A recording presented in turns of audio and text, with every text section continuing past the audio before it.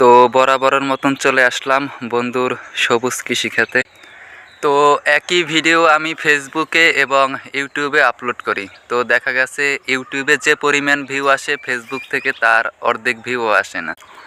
আর ফেসবুকের গাইডলাইনটা আমি ভালোভাবে জানি না, যার কারণেই হয়তো ভিডিওতে ভিউ নিয়ে আসতে পারি না। এগুলো হচ্ছে মিষ্টি আলু গাছ, আর বাংলাদেশের সচরাচর প্রায় জায়গায় এই মিষ্টি আলু গাছ লাগানো হয়, আর এটি বাজারেও বিক্রি করা হয়। তো দেখেন এতে এখন পর্যন্ত ফলন ধরে নাই, হয়তো অল্প অল্প ধরছে, কিন্তু উঠে আমরা এখন পর্যন্ত দেখিনি।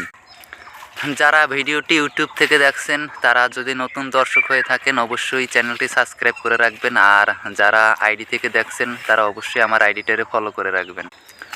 বরিশালের ছেলে বলে কথা, এই রকমের কষ্ট করে পানি দেওয়াটা অনেক টাফ ব্যাপার, কারণ যারা পানি টানে তারাই বুঝে।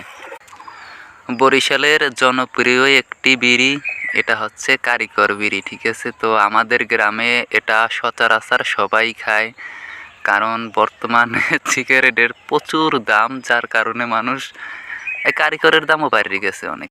তো এখানে মনে হয় সবজি লাগানো হয়েছে 3 থেকে 4 মাস হয়েছে, কিন্তু এখন পর্যন্ত 5 টাকাও এখান থেকে নেওয়া হয় না, মানে কোনো সবজির ফলনও এখন পর্যন্ত ধরে নাই, আর এখান থেকে কিছু আমরা নিতেও পারিনি। আসলে যত বড় গাছ হয়েছে তার থেকেও আমি মনে করি যে কাঁচামরিচ বেশি বড় হয়েছে। দেখেন এই এত ছোট গাছে ক্যামেরায় হয়তো দেখা যায় না, কিন্তু প্রচুর পরিমাণে ফুল ধরছে। তো এই কৃষি বাগানটা আমাদের না, এটা হচ্ছে আমার বন্ধুর। তো প্রতিদিনই ও এই রকমের পানি দেয়, আর আমি প্রায়ই ওর সাথে আসি ভিডিও করার জন্য। তো পিছনে ব্যাকগ্রাউন্ডে যে সবুজ কৃষি দেখতে পাচ্ছেন, এটা কোনো প্রফেশনালিভাবে না আর কি, পারিবারিকভাবে যতটুকু পারছে ততটুকু করছে। আর বাংলাদেশের প্রত্যেকটা ঘরেই আর কি, সচরাচর প্রায় ঘরেই এই রকমের সবুজ কৃষি করে থাকে। আসলে এখানে অনেক ধরনের সবজি লাগানো হয়েছে, কিন্তু সব থেকে যেটা বেশি হয়েছে আমি মনে করি সেটা হচ্ছে এই যে কাঁচামরিচ গাছ। তো প্রচুর পরিমাণে ফলন ধরছে। আর ওই পেশে আছে কুমার গাছ, কুমার গাছেও ফুল ধরছে, কিন্তু এখনও ফলন ধরে নাই।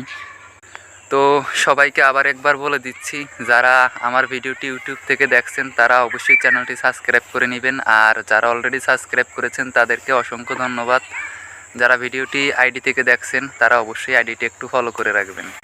তো বেগুন চারায় এখন পর্যন্ত বেগুন ধরে নাই, কিন্তু ফুল ফুটছে অনেক।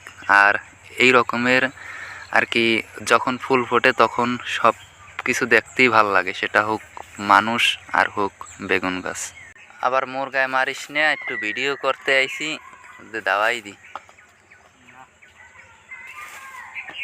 তো এমন একটা জায়গায় আসছি ভিডিও বানাতে, এর চারিপাশে শুধু বাগান আর বাগান। তো ভয় লাগতেছে না, কারণ বাগানের পাশেই রাস্তা আছে, আর এগুলো সবই আমাদের চেনা পরিচিত জায়গা। তো টমেটোর ফলন দেখেন যে অনেক টমেটো হয়েছে গাছে, এগুলো এখন পর্যন্ত পাকে নাই, আর কিচ্ছু হয় না, আর জাতও ভালো, এগুলো আরও অনেক বড় হবে। এটা হচ্ছে কামরাঙ্গা জাতের কোয়ালিটি। তো এই টমেটোটা খেতে একদমই ভালো লাগে না। কি দোস্ত, কামরাঙ্গা টমেটো খাইতে ভালো লাগে, এর লাগে শুক্কো শুক্কো।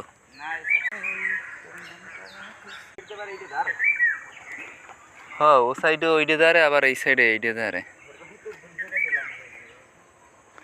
পানি তো দেওয়া লাগে, আইলে কমইলেও আধা ঘন্টা। ক্যারাম বোর্ড খেলাম। ওই আগে মনে করতে মোবাইল গো পাইলে মামা কি দেও একটু দেখি, আর এই জিনিসটাই খুব খারাপ লাগে। নিজের হাতে নিয়ে দেখা লাগে, আর বেটা মানুষের ইতে নেলে 1.5 ঘন্টা 2 ঘন্টা 2.5 ঘন্টা এর নিচে ছাড়েই নে, দেয়ই না মোবাইল। তো সবাইকে ভাই আরও একবার বলে দিচ্ছি, যারা আমার ইউটিউব চ্যানেলটি এখনও সাবস্ক্রাইব না করেছেন তারা একটু সাবস্ক্রাইব করে নেবেন, আর যারা অলরেডি সাবস্ক্রাইব করেছেন তাদেরকে অসংখ্য ধন্যবাদ। তো ভিডিওতে সব কিছুই দেখানো হয়েছে, শুধু বাকি আছে কুমার গাছগুলো। তো দেখেন যে এখানে কুমার গাছও আছে, আবার এই পেশে এটা যে কি জিনি এগুলো কয়, আদা ও থানতুনি পাতা, থানতুনি পাতা, থানতুনি পাতা না কি কয় ওগুলোরে আল্লাহই জানে। যাই হোক, খুব মজাদার খাইতে। সো গাইস, ভালো থাকবেন সবাই। আর ভাই আমি নতুন ইউটিউবার, হয়তো ভালোভাবে বুঝাতে পারছি না, কিন্তু যতটুকু পারছি ভালোভাবে করার চেষ্টা করছি। তো আপনাদের ভালোবাসা পেলে হয়তো এর থেকেও আরও কিছু ভালো কিছু দেখবেন। ভালো থাকবেন সবাই। আল্লাহ হাফেজ।